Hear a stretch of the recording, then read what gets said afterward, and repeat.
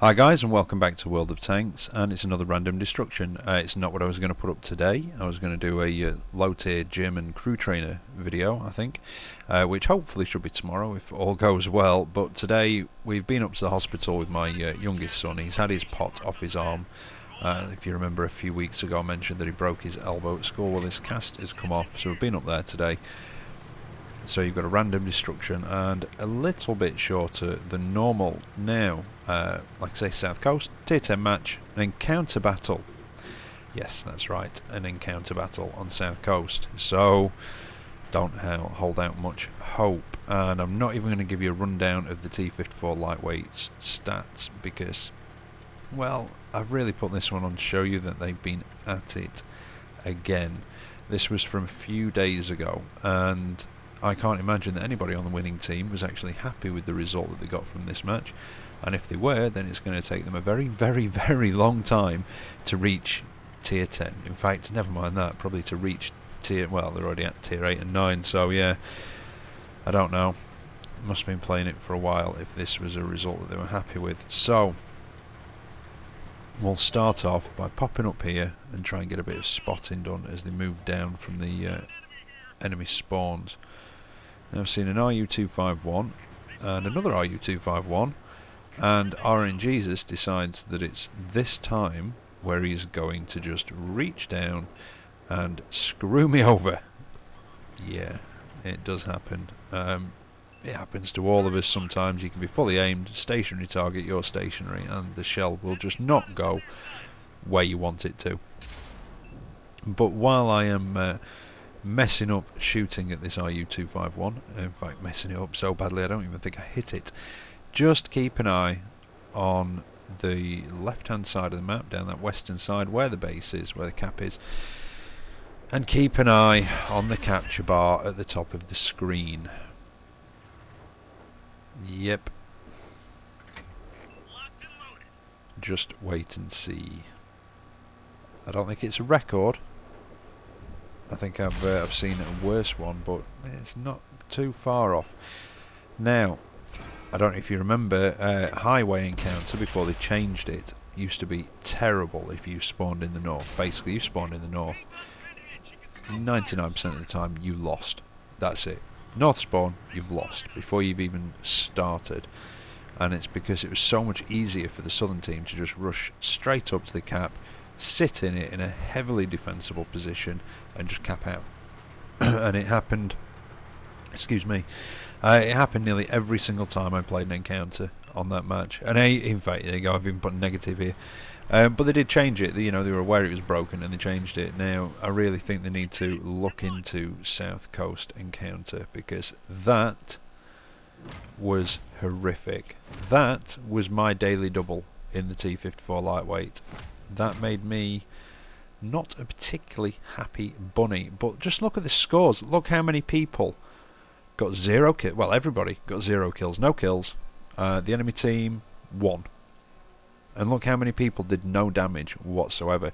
And the guy that came first got 503 experience on a win. And he came top of the table.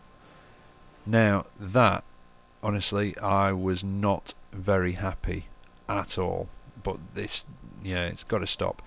I think I might actually ask you guys, I'll have to figure it out and sort of time out, but I'm going to ask you guys for your help. I'm going to start a training room, and it'll be sort of first come first serve, but I'll give you all the details in about a week or so. Let the mods drop, get out of the way, and I think I might ask for you guys' help to make a sort of responsible capping public service announcement comedy video type thing. So I'll figure out the details and I'll let you know in about a week. Anyway, we're on Serene Coast now, and it's tier 8 match. I'm in the T-28 prototype, tier 8 American tank destroyer, and it's a standard battle. So this is the first of the replays proper.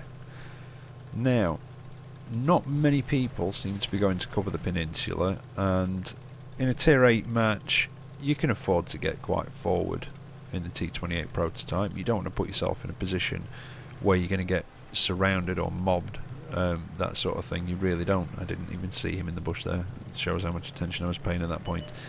But yeah, you don't want to get yourself in a position where anything can get around you, but you can move up and support other tanks and actually be quite aggressive about it, because you do have good frontal armour, and you do have quite a rate of fire with this 120mm gun that can and does catch people out. I've caught no end of people out with it. You know, they're expecting me to be reloading a lot longer than I actually am. And it's quite a good gun. Like I say, well, you probably know I really didn't like this tank, but with the 120mm it is growing on me. I don't mind taking it out now, take it out to its daily double, maybe another round or two a day. But the gun itself, 248mm pen, 400 damage, 5.9 rounds a minute, and that's before equipment and skills, etc. 0.38 accuracy, which isn't too savage, and a 2.1 second aiming time, which again isn't too bad. I mean, the main thing about this thing is it is incredibly slow at 18 kilometers an hour. Very good frontal armour, but your sides are incredibly weak. Sides and rear are 51mm, but your front is 203, and the turret front is 203, and the side is 127, and the rear is 102. But you have got very slow traverse as well, so you have to be very careful about things getting around you. And the turret doesn't actually turn all the way around, as you can see just inside the damage ring where I've got the diagram of the tank. You can just see the two lines there, so it doesn't go all the way. I think it's roughly about 90 degrees at the back of your tank, maybe just under, that you can't actually get to. So if you try to take one of these down and you can get behind it and stay behind it, there's nothing they can do about it, to be honest. But if you can get the side, do, because like I say, the sides are incredibly weak. Right, pushed up onto this peninsula. Not many came up here, to be honest. In fact, I think one of the guys that came up here has been taken out, I think. Or is he? No, he's retreating back. So we've got the enemy IS, and he's got 175mm pen with his standard ammo. And I think even with his premium ammo, it'd probably struggle to penetrate, because I've got the height on him, and even though it's not got a particularly good angle on the front of this, with me being higher up, it will increase it enough for him to not pen me. I would have thought, although I did take some damage, and I must admit, I do apologise, I didn't pay attention as to where it came from. That is very crap of me, so I'm going to pay more attention now. So we're left with the Oni, and excuse me, I think I've got a bit of a cold coming on. My kids have gone back to school and come back with all sorts of germs, and they're full of it at the minute. But anyway, regardless, I was a bit dubious about whether to go after the Oni at first, because for some reason I thought there was another tank up here with him, but then obviously I realised that there wasn't. So I've come up on the Oni's flank, and if I can keep my front to him, again, there's not much that he should be able to do. He's not got the... well, it doesn't look like he's got the 15-inch gun. I think he's got the 10cm gun possibly, but that certainly doesn't have enough pen. And even if he did have the howitzer, I mean, if he's not firing high explosive at me, he's definitely not going to pen. But it looks like he's got the 10cm, I think that's 160 pen, I believe. I could be wrong, but I'm sure it is. Right, the Oni's taken down anyway. So we're going to carry on pushing through. It's 7-5 in our favour, but again, it doesn't really mean anything. See, they've just brought one back, so it's now 7-6.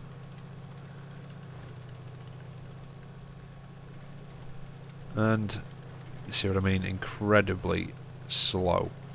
Now, at this point, I'm thinking, well, I could cut across, basically cross this bit of water, and I can cut to the left behind that rock and try and get into, well, into that town a bit and support those guys, or I can follow this heavy up towards the cap. Now, I wasn't intending on capping at this point to win or anything like that, but I was thinking if we head up towards the cap, there might be that tank destroyer camping up near there. There could be a couple of other tanks, because I can't see them on the map.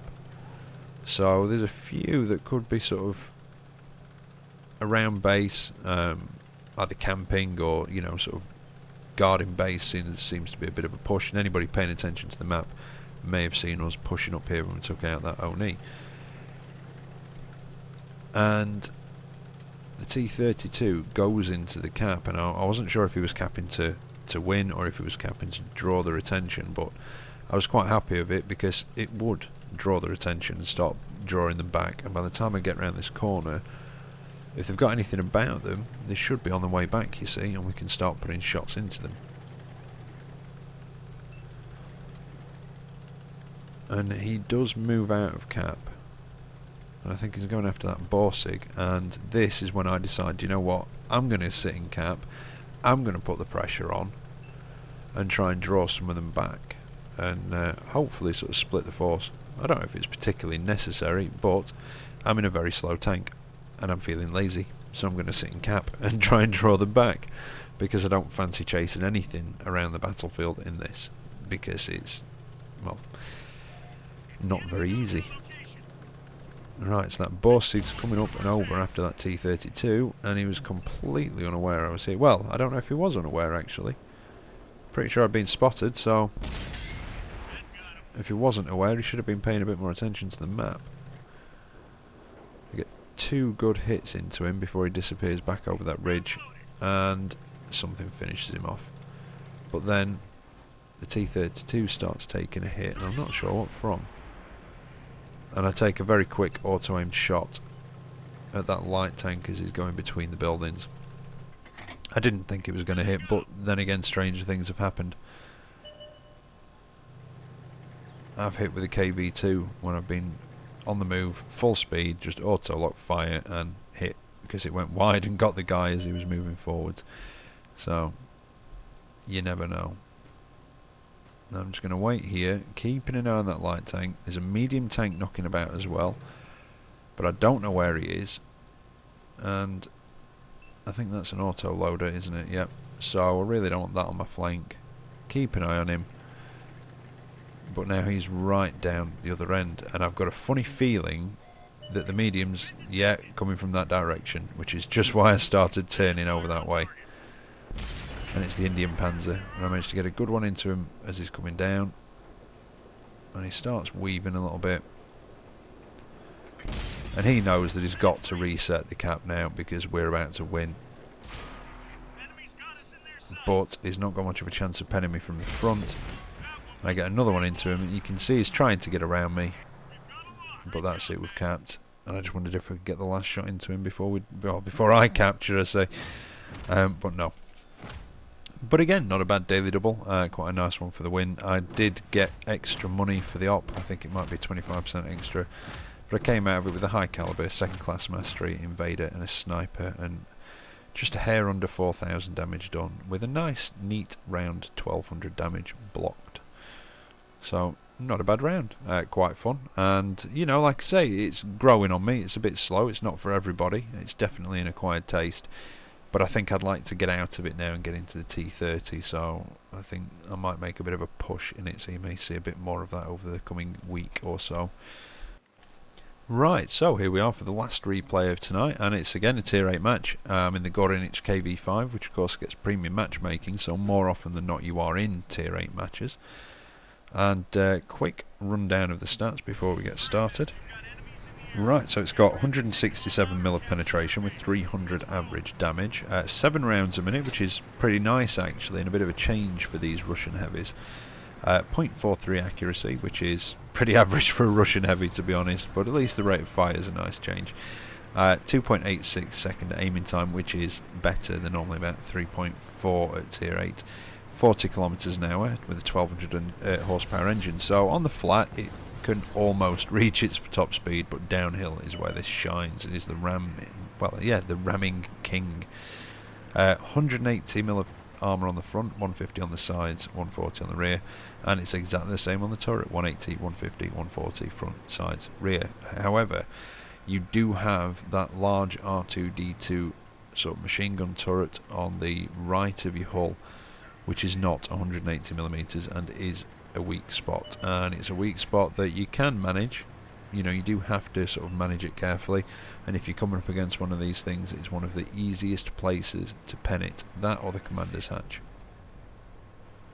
Anyway, Have you noticed as well, any of you that have got at the Gorynych, that when you take it out and it's a nighttime map, that the symbol on the side of the turret actually glows? I only noticed it the other day, but I wasn't quite sure. I sort of thought I'd noticed it, and then I didn't, and then went on another night map, and there you go. So yeah, it glows. Bit of useless information for you that you probably already know. Anyway, I was going to go up the hill because why not? It's a KV5, take it up a hill, drive it down the other side and smash things to pieces. But loads of guys were going up the hill, and at the time there wasn't really anybody covering this banana road beneath the hill, and generally, as you can see, the enemy team do like to make a push down there. So the Tiger P's come right up for a bit of face hugging. However, the KV5 is powerful enough to actually push it backwards quite easily, even when he's sort of pushing forwards. And the KV13 that's joined him can't seem to pen the side of my tank, which is quite nice, so I don't really have to worry too much about him in a minute. The AT7 gives me his flank, but it was either that or take it from the other guys. And something's knocked my loader out. The ARL did. So, where's the ARL? Oh, it's an 88, sorry. No, I'm going for the Commander's cupola on top, but it didn't quite pen. Like I say, the only thing about the KV4, well, I say the only thing, I'd say one of the only things for me is that its pen is slightly on the low side. But then again, it's got that really quite a good rate of fire. But anyway, I managed to hit the KV13, set him on fire, and that took off the last couple of little bits of hit points. And then the 88 gave him his flank again, so that allowed me to put one straight through the side and finish him off as well. So, not a bad start to the game, to be honest. Now, I'm looking for a shot on the IS-3 and the Liberté, and I got a couple, but they were dodgy, and there was friendly tanks. Well, they weren't in, you know, I'm not going to say they were in the way, but, well, they weren't doing it on purpose, obviously, but they were in the way slightly. So, no point. I'm going to move on and see if I can be more use somewhere else. Now, this was a bit suspect looking back. I mean, I see the Ferdinand. I don't think I'm going to get through the front of it, but I have a go at the lower plate anyway and end up tracking him. But it was the way I just sat side on. That was a little bit silly. If I'd have been spotted then, that Ferdinand would have given me a right beating in the side of this tank. So keep pushing, see if there's anything to take a shot at on the move. Now there's a heavy just up here. There he is, Tiger 2. And I was a bit keen there, just sort of blazing around the corner and putting one out. But he's not noticed me. He's looking at the guys on the hill above me. So, well, he's giving me that big fat German ass. I'm going to put some shells into it. Now he's noticed. And I just angled to the right to try and cover up that machine gun turret on the front slightly. The smaller one doesn't seem to be much of a weak spot, it's the bigger one. There's an AMX-12T who seems to be an optimist, taking a few shots at me. That's not particularly likely to penetrate a KV5, the 12T, I'm afraid.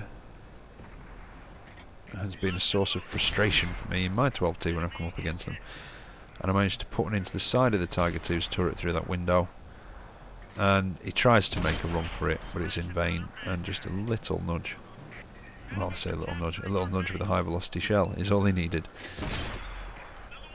And one more finishes off the 12T, who looked to be moving very slowly. I don't know if he was stuck or he had his engine crippled or something, but he did move quite slowly. Right, now our base is being capped. I've got the side of the Ferdinand this time, that's a bit more promising. Managed to get a nice one through his upper superstructure there. But I've got to try and get back and reset the cap. We're capping as well, but you never know. And I saw the Ferdy going down the road and got him through the other window as well. Derp into the statue a bit in the middle and managed to just take off that last little bit of health on the Liberté as he's running for our cap. Now, the enemy capping our base, they are too far behind now for it to be a draw, so unless something goes horribly wrong with us capping their base, it looks like we're going to cap out. So I'm going to try and get rid of this Centennial, and all I managed to do is track him, give him a little nudge and take some health off, pull back and just calmly put one through his lower plate. And then the IS-3 comes rushing to try and squeeze through, So I'll just back off a little bit. He's not going to get there before we cap out, and that's the match.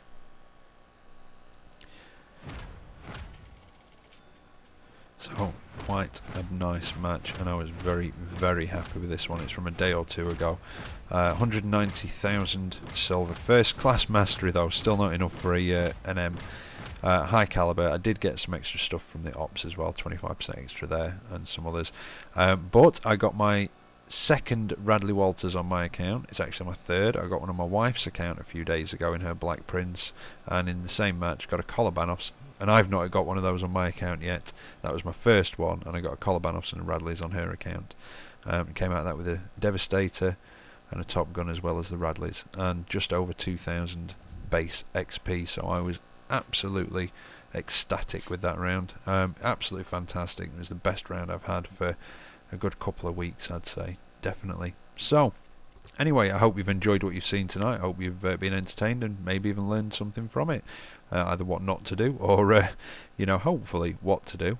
And I'll be back tomorrow, fingers crossed, with a video about low tier German crew trainers. So as always, take care out there, and I will catch you next time. See you later.